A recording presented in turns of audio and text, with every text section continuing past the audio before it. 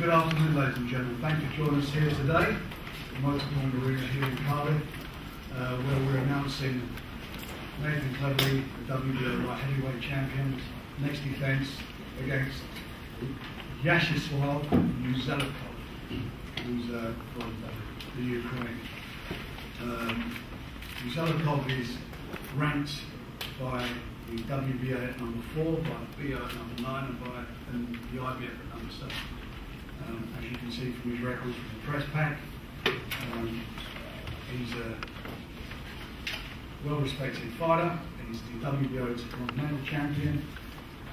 He's had 29 fights, winning 27 of them, and the losses were on points to the world champion, Ciaran, who in fact he had on the floor during that fight before he lost on points. So he's not been, as a pro, knocked out. I know for a fact he'll be coming to fight. I know that this is a fight that Nathan cannot afford to slip up on. And we've been working very hard over the past few months to try and deliver Cardiff a real big fight. Unfortunately, people we were dealing with, Ciaran's people, refused to come here. Although we did agree that we would go to the States, but unfortunately that fight couldn't take place because they couldn't get TV. And we hopefully, if Nathan comes through, we'll do that fight sometime next year. Also, Bernard Hopkins, we were in talks with him. We in fact agreed terms for Nathan to go to New York and box there in November. Again, last minute, he did. Hopkins, exactly what he did with Joe Kawasaki many years ago, changed his mind at the last minute. So, in fact, I spoke with Golden Boy yesterday, and they were talking now, maybe we can do that fight in February, again subject to Nathan coming through against Ciaran. I also offered, personally, face-to-face, Tony Bellew to fight at British Boxing Border Control's offices here in Cardiff a couple of weeks ago in front of the solicitor, but he chose not to take the fight. So, that's where we are. Nathan has to keep busy, he has to fight a quality fighter, and that's why we've picked this guy from Ukraine. I think he'll bring out the best of Nathan. Nathan can't afford to slip up, he has to fight. He's only had one fight this year, which is I think it's a shame. He needs to be more busy. So if we get through this one, gets it out of the way. 2013, I hope it'll be a lucky 13 for him, and we can go on to some bigger and better things. But he must just focus now on his fight on the 27th of October. And after that, everything's up to him, from who he wants to fight next. So that's where we are. Also on the card, we have a rematch between Orville McKenzie and Enzo Maccarinelli for the light heavyweight championship of the Commonwealth. Craig Evans, Lewis Reeves, Francis Robinson, and Liam Williams will all be fighting on the card, and we'll be announcing a couple more fights, hopefully in the next couple of weeks. So it's a good night for boxing fans here in Cardiff to see the local hero, and hopefully we'll set him up, as I say, for bigger and better fights in the future. Oh, sorry, I left one off. We also offered Carl Frock £1 million to fight Nathan at the Millennium Stadium, but his promoters chose not to take the fight. So we've been working hard trying to get these fights together for him. And I'm sure they'll come, as I say, provided he does the business on the 27th. And I'm sure you've got some questions to ask, so if you want to ask questions, please feel free to do so. How frustrating is that, Frank, to get these fights, or is that just part of the business, you philosophical? It's part of the business, but it's also frustrating for me. You know, I had this with Joe Kawasaki a few years ago, and you always get the blame. They think that I'm trying to protect him. Well, my job is actually to protect him. I'm his manager and promoter, and that's what I would do. But I haven't got to worry about protecting Nathan Cleverly from Carl Frock, Tony Bellew, who's already beaten Tony Bellew in his hometown in front of his fans. I haven't got to protect him from Bernard Hopkins. I think he's got to beat Bernard Hopkins. And I certainly haven't got to protect him from a unification match with Ciaran. You know, that was unfortunate because Ciaran did want the fight, but they only were prepared for the fight to take place in Vegas, and we agreed to go there. But unfortunately they couldn't deliver American TV, so they couldn't work for them financially. I then offered them a substantial purse to come here, but there is no way this guy wants to fight outside of Vegas. So, as I say, hopefully we can resurrect these if Nathan comes through on Wednesday. Uzulkov, is he a few sort of levels up from Carpentry, you feel? Oh, yeah. You know, Carpentry was going to be a mandatory. You can only fight what's in the ratings. When it comes to a mandatory defence, if you went down the ratings, there was, I can't remember their names off the top of my head, but there was an African fighter who was not allowed to fight in the country because he had problems with his eyes. There was the next guy in, I think was in prison, and then was Carpentry. So that's what you do. That's what we are told. We were being told that's, you know, as the mandatory is due. That's who we had to fight. What's happened now is that the WBO have ordered a boxer for the mandatory position. But in the meantime, you know, Nathan's got to fight. This guy will come and fight. I promise the fans they'll get a good fight. He's not going to come sit on his backside. Nathan, you've obviously had bigger ideas in the last couple of months of who you might be fighting. When we've spoken, you sort of not told me what's going on, but you reflected, you thought the next fight would be a big one. How hard is it going to be for you to sort of, you have to pick yourself up now, don't you? Yeah, I remember speaking to Mike earlier in the year, and I said, you know, you're going to like the next fight, it's going to be a big one. But it was obviously what myself and Frank was working on. He made a couple of phone calls to me, telling me that, you know, we're getting closer to a deal with, you know, these certain opponents. And the call earlier in the year was that Hopkins, you know, we verbally agreed to fight. And like you said, at the last minute, they decided to pass on the fight. So this is why I'm boxing in October, now October 20th. Obviously, I would have liked to have boxed earlier, but negotiating with these opponents is not easy when they don't really want to fight you. So obviously, there's been a few names mentioned. Shumanov, we was in strong talks with him, but I was willing to go to Las Vegas. You know, I was excited for that, willing to go up there, but they couldn't get a TV deal, so they didn't have the financial backing at the time. And instead, we've offered him the fight over here.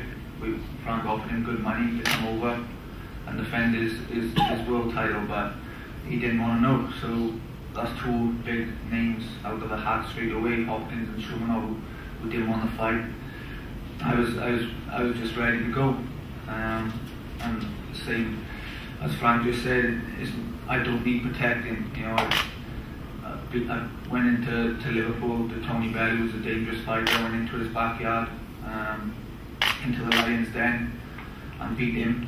You know, no problem, and I do it again. So, and the same with you know, any other light heavyweight really. So this guy, Ukrainian, he stepped up to the plate. He's coming over to fight, and I'm sure, looking at his record, you know, he's got a lot of KOs in the first 3 rounds. He's going to come and try and take me out, and I'm looking forward to that, because he's going to come to fight. It's going to be good for the fans, because I'm not one to take a back foot. I'll stand and trade, I'll fight with him, and we'll see who's going to come out on top. I'm looking forward to it. Nathan, do you sometimes get bored turning up for your office, the ring, without a named opponent? Which is a name? No, you'd be training back. Oh, of course. No, it's been okay actually. I had a good break after the last fight, after the February fight, which was a long training camp, so I had a good break. So I feel refreshed now, and I was in the gym. I felt after the long break, I had a holiday, come back totally refreshed, and I've just been taken over in the gym for a long time now. In a way, the pressure's been off because I haven't had a fight. I've just been training, enjoying it really, getting fit, staying fit, and now the fight is announced. I'm pretty much ready to go now. So it's nice to know that I'm well in advance. I'm already fit, and as I said, it's part of my job. I'm a professional fighter, so I got to learn to and enjoy my sport, enjoy the training. I do. I've been enjoying this camp. It's been great. let's just get on. This guy's a former European champion. And to go the distance with Shumenov, it can't be bad. And he had him in all sorts of trouble. And I think what Nathan says there is absolutely right. Certainly the first three rounds, he's going to be winging them in. He comes to fight. We don't back the steps.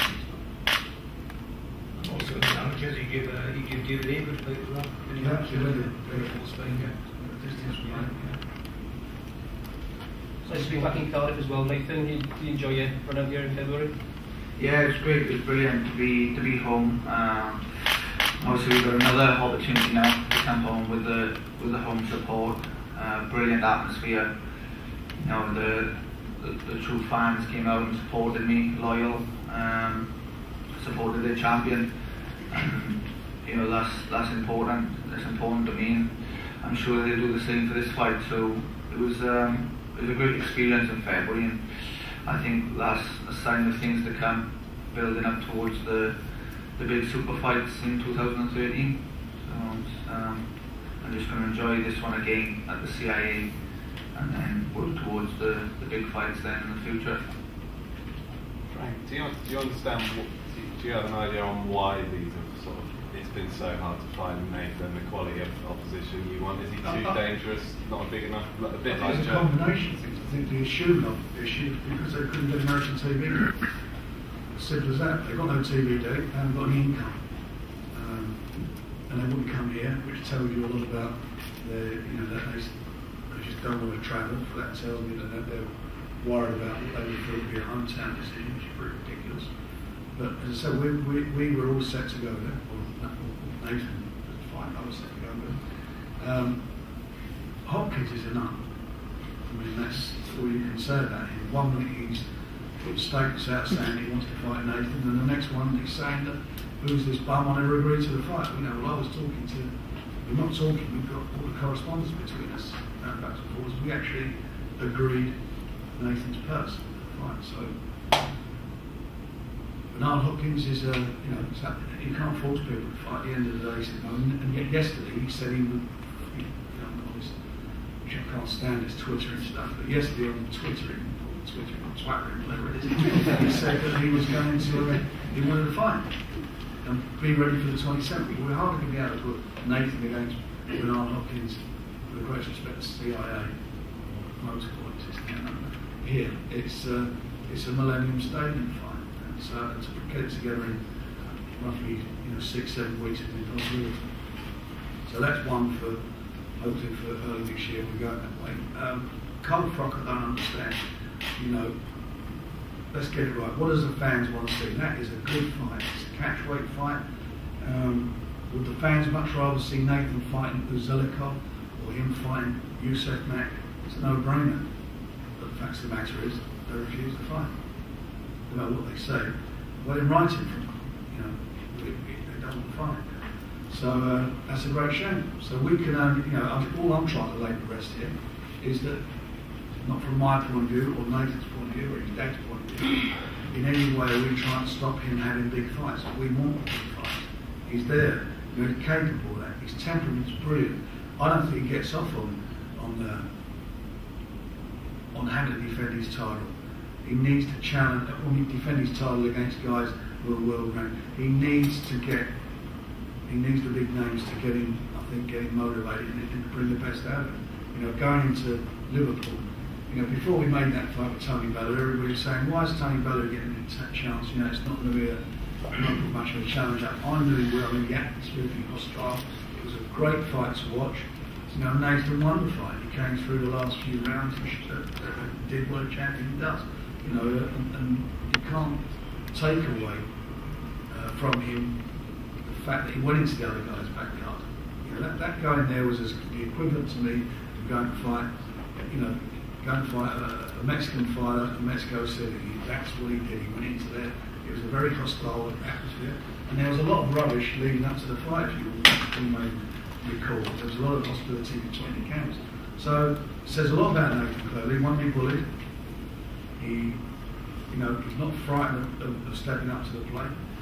And that's why I'm not worried about trying to make these fights. And we will make the fights. Now, next year they will happen. But what we can't do is take his eye off the ball now and look to next February and look to see who he's fighting one of these guys. He's got to concentrate on Zelikov. That's where it's at. That's the guy who can ruin all these plans. I've seen this happen so many times where we talk about the future. Got to focus on this guy. This guy will come to fight and he can punch. He's a puncher. And if he gets careless, and I've seen him do it, and it may be great for you fans, but as his manager, it makes my heart stop sometimes, where he just lets his heart roll his head and he wants to have a tear up. Because when you're doing that, it's one punch and it could all be over. And this guy's capable of doing that. He's capable of taking Nathan out. He hits him on the chin, he can hurt Nathan. Frank, did Tony Bally give any specific reason why he didn't want the rematch? Tony Bally? Just said he didn't want it. That was it. Spring said that he wanted it, then when it come down to it, it was offered to him, the solicitor was standing there and heard me say, I said, you can have the fight. I think Nathan's, when public saying he wanted the rematch a few months ago, we talked about it. But anyway, he probably thinks the grass is greener elsewhere, and that remains to be seen. I don't want to hear from his point of view. Don't say that he wasn't offered a fight, because he was 100% offered that fight. And I'll tell you what, if he wants to pull out of his fight on Saturday, he can have the fight here on the 27th.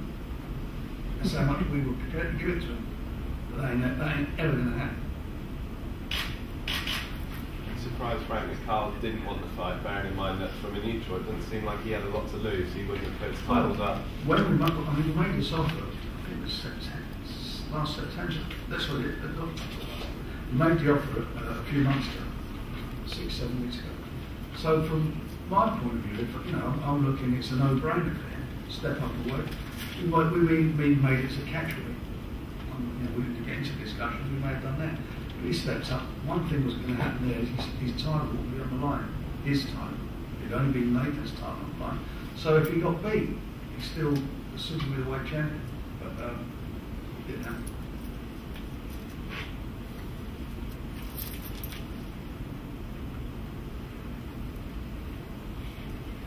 Ethan, after your last fight, Frank had offered to ring something in May. You couldn't take that on because of any illness.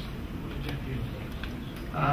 Yeah, it was quite soon, wasn't it, in May, after the February fight, to get back into another training camp. Your body needs a break, so basically at that point I needed a little break and freshen up. And it's probably the best thing I've done, really, is pull out of that one in May, because now I'm refreshed and ready to go again. So I'm mentally better now as well. I'm looking forward to this fight. Physically feeling great. So it's all happened for a reason.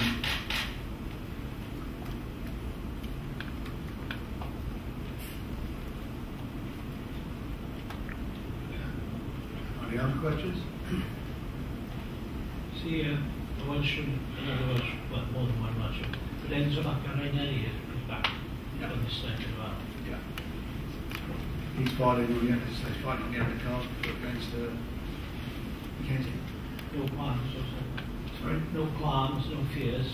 What, for me? Yes. I want him to retire. I've been saying that for a long time. He's a friend of mine, and I would prefer him not to fight, but he's a fighting man. If he's going to fight, I'm not trying to. I'm to all intents and purposes looking after him rather than he goes off elsewhere and does it. And he gets involved in fights that may not be at this stage.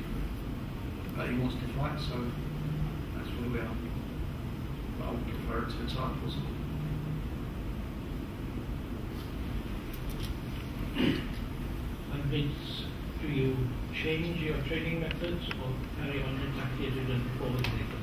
Exactly as we did before. Don't want to plan. Brilliant. He's about as fit as level as anyone said to me.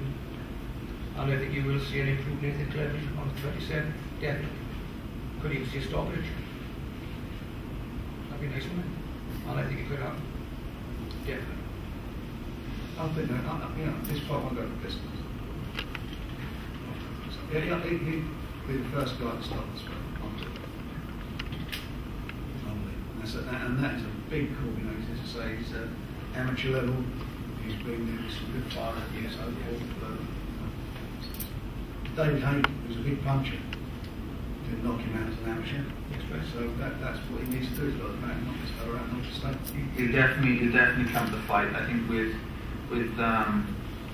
Carpenter in the last fight, he's a little bit.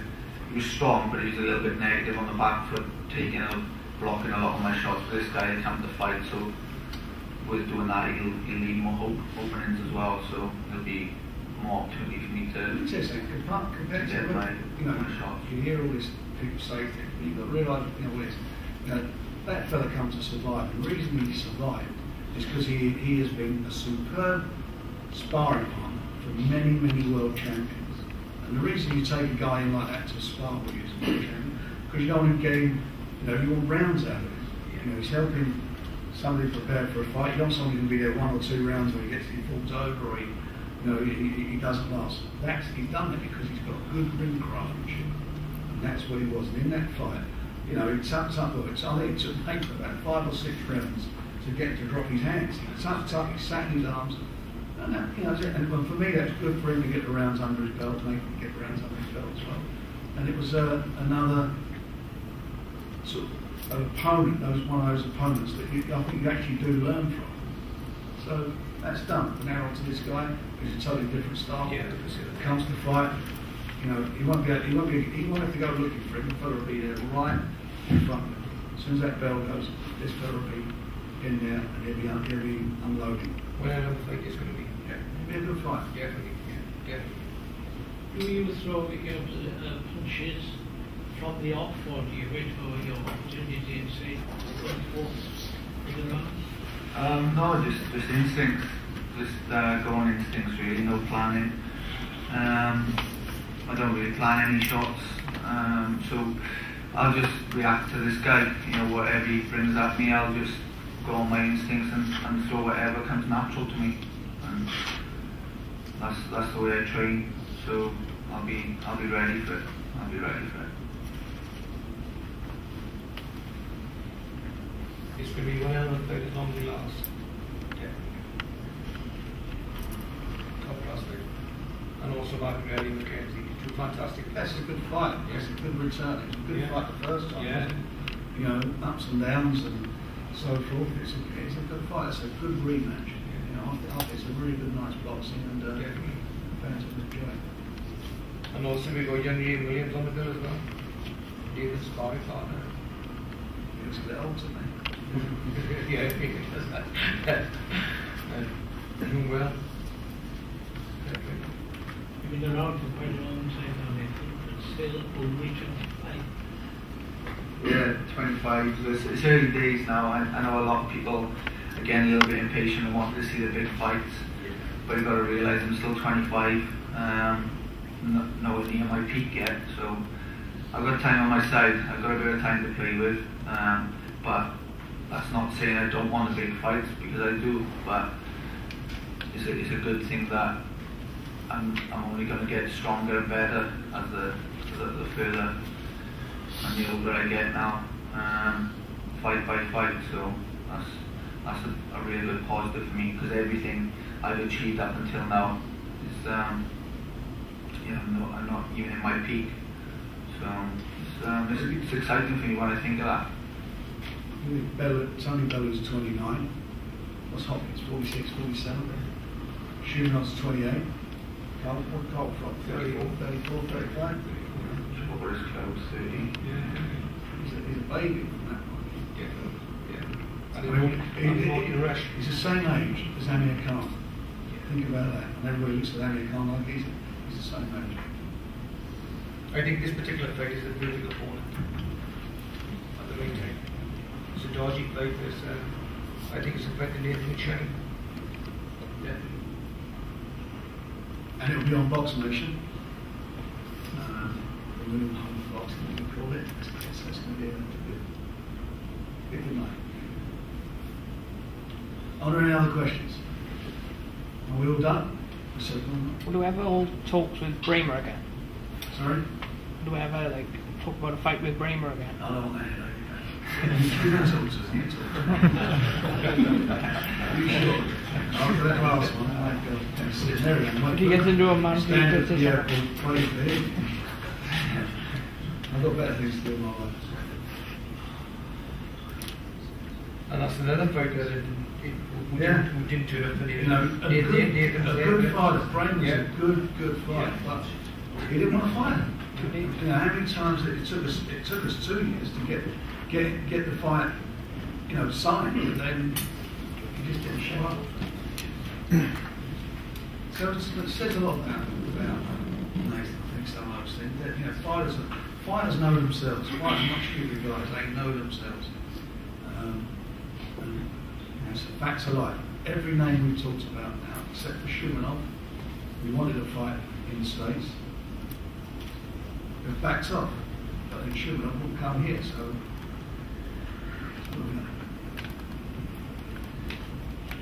Anyway, thanks, ladies and gentlemen, and appreciate your support and help us promote the show. We'll be announcing a couple more fights to go on the undercard in the next week or so.